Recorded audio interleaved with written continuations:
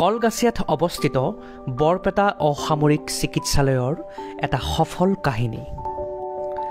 এগৰাকী পেচেণ্ট, নাম তেওঁৰ শান্তিজান নেছা। অতি দুখীয়া পৰিয়ালৰ বোৱাৰী শান্তিজান নেছাৰ আকস্মিক দুৰ্ঘটনাত তেখেতৰ কঁকালৰ তলৰ অংশ যথেষ্ট বিষ যন্ত্ৰণাত ভুগিব লগা হোৱাত orthopaedic surgeon doctor Aminul Islam ছাৰৰ কাষলৈ আহিল।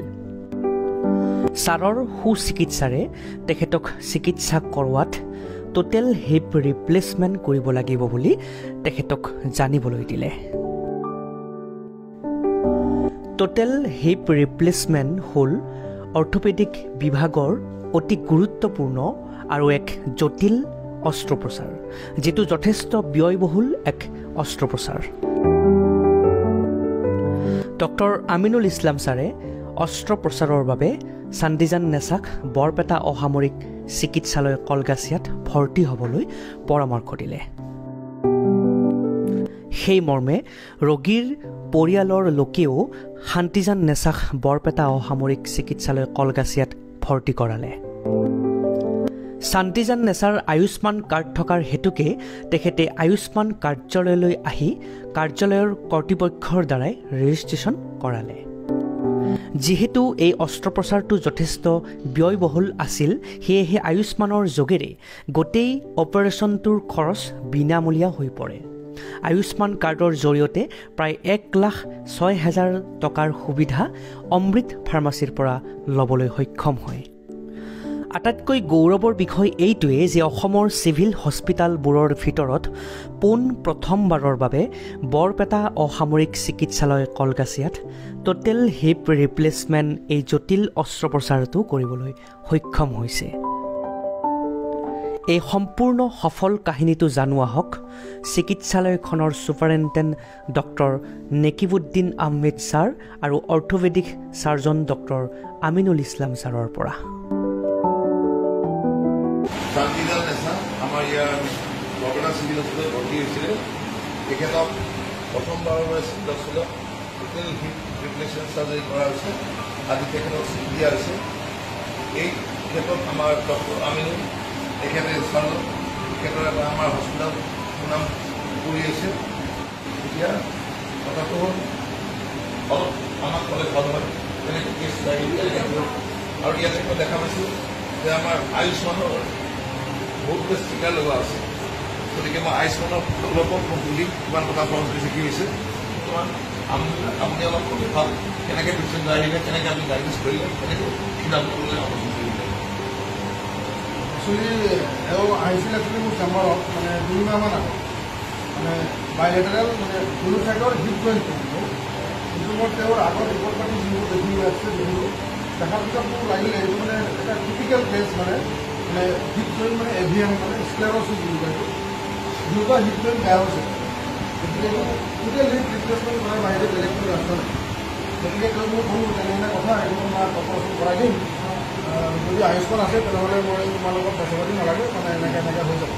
সিহঁতে ক'লে আমি চব আছে, গতিকে আপুনি কৰক।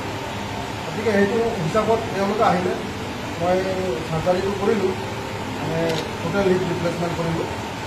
ৰিপ্লেচমেণ্ট কৰাৰ পিছত এতিয়া তাইক খোজকাঢ়িব দিছোঁ। এতিয়া মোটামুটি তাই সুস্থ, আজি তাইক ছুটি দিছোঁ। আৰু প্ৰস্থেচিছ যিখিনি মানে তেওঁৰ হস্পিটেলত গোটেইখিনি আমাৰ আয়ুষ্মান তৰফৰ পৰা দিছে। গতিকে মই আয়ুষ্মানক ধন্যবাদ জনাইছোঁ, যাতে এনেকুৱা ভৱিষ্যত পেচেণ্ট, এনেকুৱা পেচেণ্ট অৱশ্যে মোৰ তাত আৰু কিছুমান আহে। মই ভাবিছোঁ নেক্সট আৰু লাহে লাহে মই কিছুমান আৰু প্লেন কৰিম।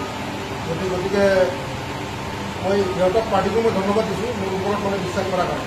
ধন্যবাদ।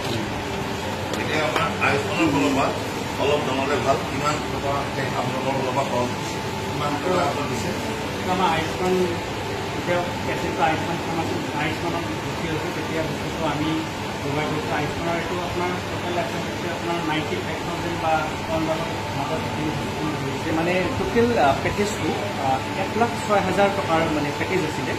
যেতিয়া তেখেতে আমাৰ ওচৰত আহিছিলে, তেতিয়া আমি সুবিধাখিনি পাইছিলোঁ। আৰু এই সুবিধাখিনি বিশেষকৈ আমাৰ আমিনুল ছাৰৰ পৰা আমি সুবিধাটো পালোঁ, কাৰণ তেখেতে যদি তেখেতক ইয়াত যদি চিকিৎসাটো নকৰিলেহেঁতেন, তেতিয়াহ'লে হয়তো আমি এইগৰাকী বেনিফিচিয়াৰীক আয়ুষ্মানত আমি ল'ব নোৱাৰিলোঁ হয়। তেখেতক আমি ধন্যবাদ জ্ঞাপন কৰিছোঁ। আৰু অসমৰ ভিতৰতে এখন civil hospital Kolkata civil hospital যিখন চিভিল হস্পিটেলত ইয়াৰ প্ৰথমটো কেছ মানে হৈছে এইটো আমাৰ কাৰণে গৌৰৱৰ কথা গতিকে আমি যিমানখিনি পাৰোঁ তেওঁক আমি সেইখিনি সুবিধা দিবলৈ চেষ্টা কৰিছোঁ 1,06,000 টকাৰ যিটো পেকেজ খুব এটা দীঘলীয়া এটা খুব ডাঙৰ পেকেজ তো আমি যিমানখিনি পাৰোঁ তেওঁলোকক দিবলৈ চেষ্টা কৰিছোঁ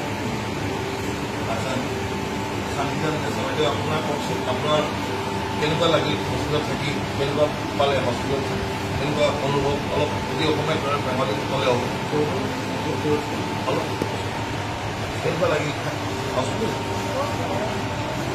অঁ কওক ভাল লাগিছে সুবিধা পোৱা নাই বিশেষ না কোনো সুবিধা বেছি পোৱাই নাই ঠিকে আছে সুবিধাবোৰ গোটেইখিনি পাইছিল নে আপুনি ইয়াতে হস্পিটেল এটেণ্ডেঞ্চো পাইছোঁ সুবিধা পাইছোঁ আমি অমৃত ফাৰ্মাচীৰ পৰা গোটেইখিনি মেডিচিন পত্ৰ চবখিনি পাইছোঁ আয়ুষ্মান কৰোঁতে একো অসুবিধা হোৱা নাই ব্যৱহাৰটো কেনে বেছি হস্পিটেলৰ ব্যৱহাৰটো ভালেই লাগে ঠিক আছে